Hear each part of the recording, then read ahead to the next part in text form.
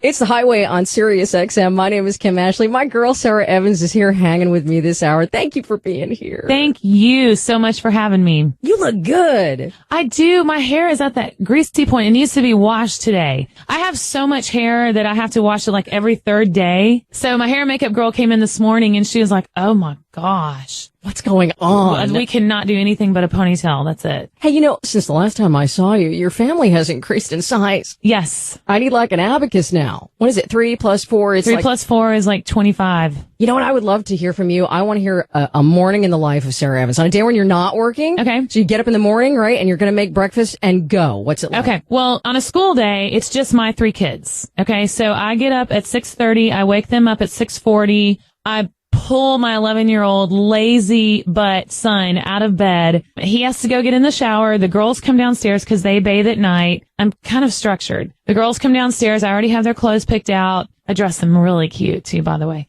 I start making breakfast, and I usually have eggs for breakfast because they're very healthy. And so then my son comes down after his shower. I make sure all the papers are signed. Everything's good to go. I make 3 lunches every morning because my kids are spoiled rotten and will not eat cafeteria food. So I make lunches, and then they walk to school at 7:30. They literally walk down the street. And so usually right after they leave, I will have a quiet time. Like I'll spend time in the Word and just that grounds me every day. And then I will go work out. I'll play tennis or meet with my trainer or something like that. And then Jay gets done with his radio show at 10. And then usually he and I will meet and have brunch and hold hands and do all that sickening newlywed stuff. That makes you want to hurl. Yeah. Good for you. I'm sorry.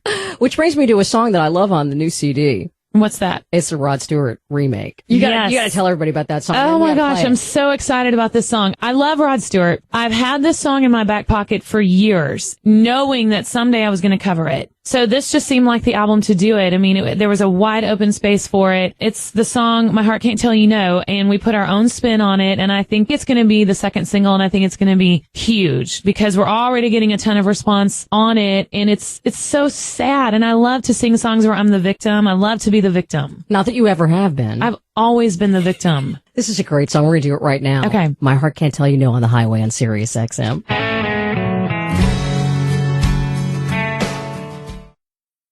It's a little highway hang time with my girl, Sara Evans. My name is Kim Ashley. I'm so stoked that you're here. Me too. And I even rode 36 floors in an elevator to come up and see you. You don't like the heights either, do you? No, I don't mind heights. I am severely claustrophobic, and I do not ride elevators. Like, I hate them. Isn't it ridiculous? I need to do behavioral therapy. I need to figure out a way to get past it. No, this is not true, because you know what? Joe Don Rooney was just here because we did an Artist Confidential with Rascal Flatts not that long ago, and he's claustrophobic. Oh, good. So you'll have a lot to talk about on the tour, which is coming up this summer. Yeah, I'm going to be on tour with him all summer. That's awesome. Maybe he'll do the therapy with me. Maybe he and I can ride elevators together, because they say what you need to do is get on an elevator, ride up a few floors, come back down, get off, do it again. I think they're stalking you because you guys seem to have the same touring pattern going right now. Well, I joined up with Clarence Spalding to manage me. Then they did. I'm just saying. I know.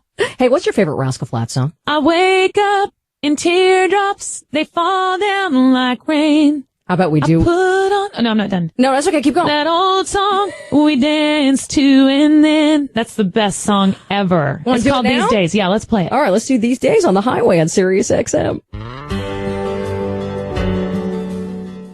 It's Sirius XM, the Highway. My name is Kim Ashley, and Sara Evans is here hanging with us this hour, and we're eating snacks, too. What's your favorite snack? I don't eat. Oh, that's a lie. I do. I mean, what do I like? Come on, your favorite junky junk food is you have... Oh, I know. Come on. I know. This is great. Okay, I buy those bags of the Reese's miniatures. Uh-huh. They're 40 calories each, and I will have one, like, after a meal. That is so lame. One? You don't understand. On. I have to be on television, and television adds 10 pounds. You know, if you eat it over the sink, the calories don't count. Oh, really? Oh, yeah. That's what I've always heard. Or standing up, walking around, picking. Picking doesn't count. Come on, you burn calories every waking moment of your day. You're writing books, and you're doing... Tell me how that's going, the book writing. It's great. The first book is called Sweet By and By. Mm-hmm. The second one is Softly and Tenderly. The second one was just released, but you have to read Sweet By and By to understand Softly and Tenderly. And it is a great story. I'm not bragging bragging, but I am.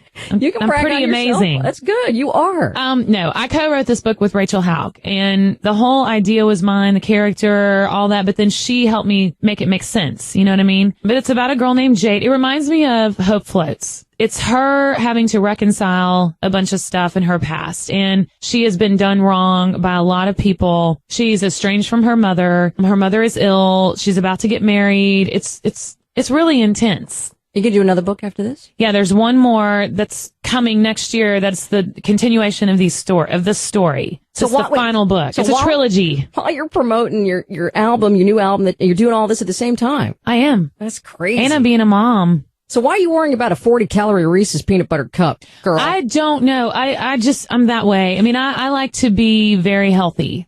Well, I'm going to hold two in my hands and force you to tell me about Born to Fly, because it's on the new CD, but it's not the same version as before. Why'd you put it on there? Born to Fly went number 1 10 years ago. And so I wanted to celebrate that. Just kind of give it some honor because, like I said, Born to Fly was a song that really changed my career. And I'm so grateful for that song and that it came into my life. And so I called Marcus and Daryl, who I wrote it with, and then Jerry Douglas came in to play dobro, and the four of us just stood around in a circle and sang it. I didn't even really fix vocals. I mean, it's very raw. It's just me doing Born to Fly, but Marcus and Daryl are singing these kooky harmonies, and just, it's very cool. I hope the fans like it. You're going to do it right now on the highway. Okay.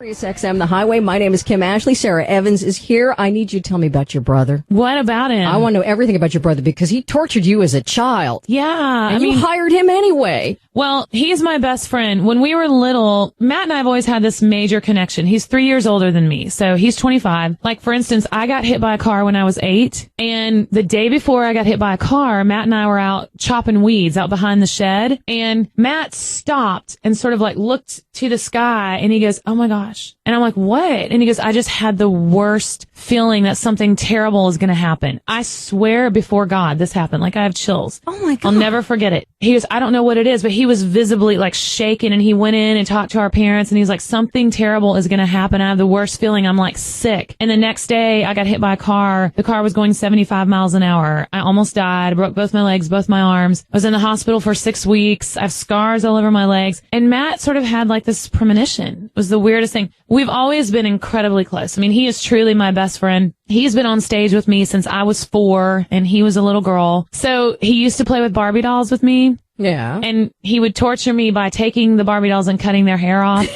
just to be mean. And we were poor. Like, we couldn't just replace that hair. They just had to have short hair. So that's the thing that you remember from when you were a kid. Which Barbie doll did he destroy? Well, the main one that broke my heart was the Bionic Woman, because I felt that she would lose her powers if her hair was if she didn't have hair. But then over the years, we grew up together. We were always doing music together. And then Matt moved to Nashville a little while after I did. He joined my band, and he's our music director. He plays bass. He's a great songwriter. And I don't want anyone to think that Matt is not a great songwriter just because he's my brother. And I always tell people this. He is actually better than me. I'm the one kind of following him and riding his coattails when it comes to songwriting, because he'll think of the most amazing line, and I'll be like, "Yeah, that line was mine," because nobody wants to interview him, so I can just lie about it. So which one is his on the album? He wrote a song. Well, we wrote a lot of songs together on the album. We wrote Wildfire, What That Drink Cost Me. And then he wrote by himself, well, without me and Jaron Johnson, a song called Anywhere, which I think is going to be a single as well. Why don't we do it now? Let's play Anywhere for Matt. All right. On the highway.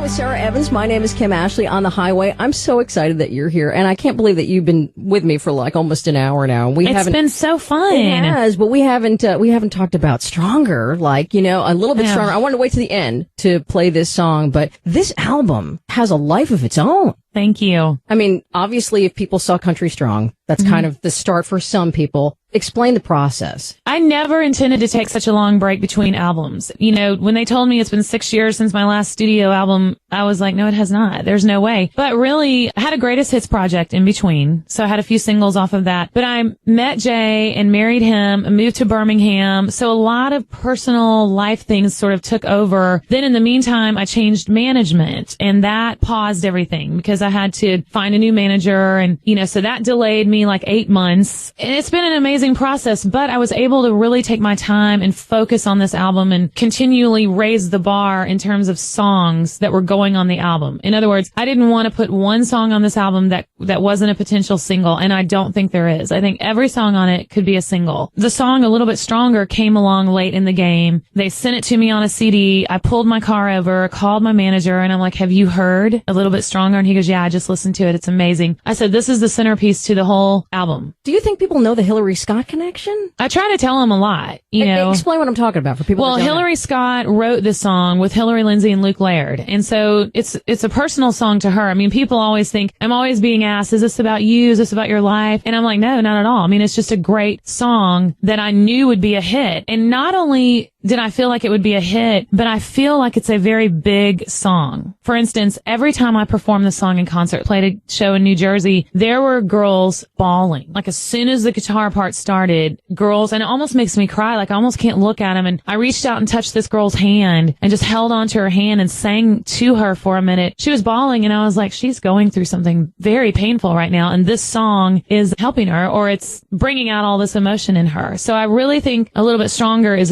a way bigger song than we even thought. Will you intro it for me? Absolutely. This is Sara Evans with my new single, A Little Bit Stronger, on the highway.